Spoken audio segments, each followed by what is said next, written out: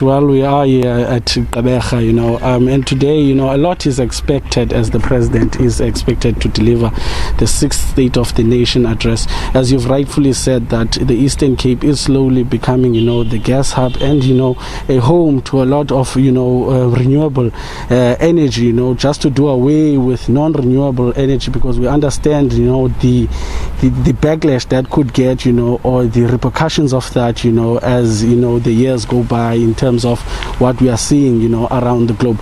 But in discussion with me here, I've got Associate Professor Lwando from the Nelson Mandela University. Prof, thank you very much for your time. As discussed, Prof, we are in the Eastern Cape province, just scaling it down, the potential that the Eastern Cape has, in terms of renewable energy and, doing away with, non-renewable energy. Some of the expectations from your side, as the President will do the State of the Nation address tonight.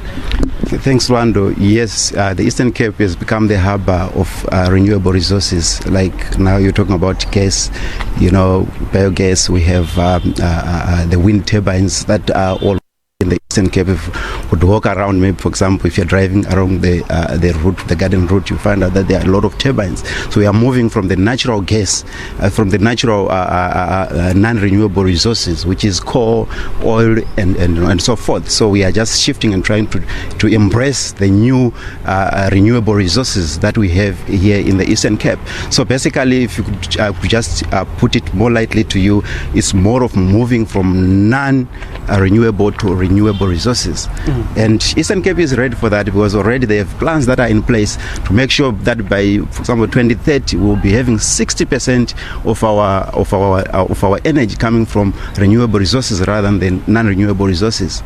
And also, Prof, we understand that on the current path that we are in now, we are still using a lot of fossil fuels in terms of coal. What long term or in the near future, in fact, what repercussions could that cause?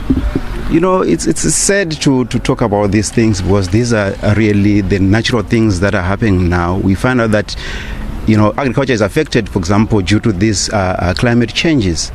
As much that happens, which means most of us, most of the communities in the Eastern Cape especially, they are agricultural based. So if agriculture is affected due to these acid rains and droughts and changes in weather patterns that are due to this use of non-renewable resources, we are affected. If you look into the aquatic systems, the aquatic plants, they are affected by changes in temperature. Aquatic fish, for example, they are also affected due to the changes in the temperature in the sea. So basically that is due to the non-renewable resources that we've been using, like oil and of course fossil fuels.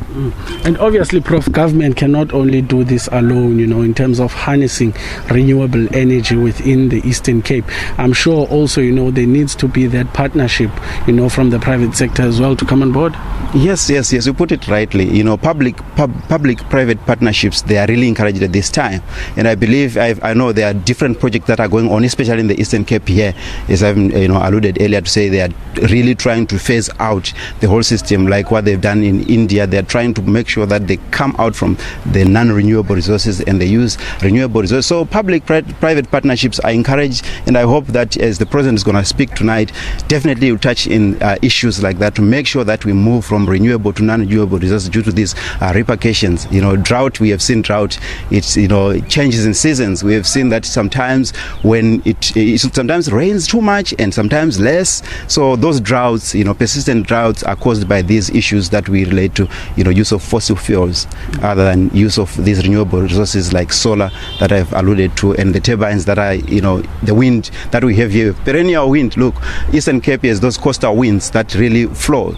So which will help in other provinces, maybe if ever, maybe we gather much electricity this side, and from there we are able even to sell it to other provinces. And obviously, Prof, just lastly before we conclude, that the unemployment rate in the Eastern Cape is not one that that is very good. It's close to 50%, and also tapping into the ocean economy.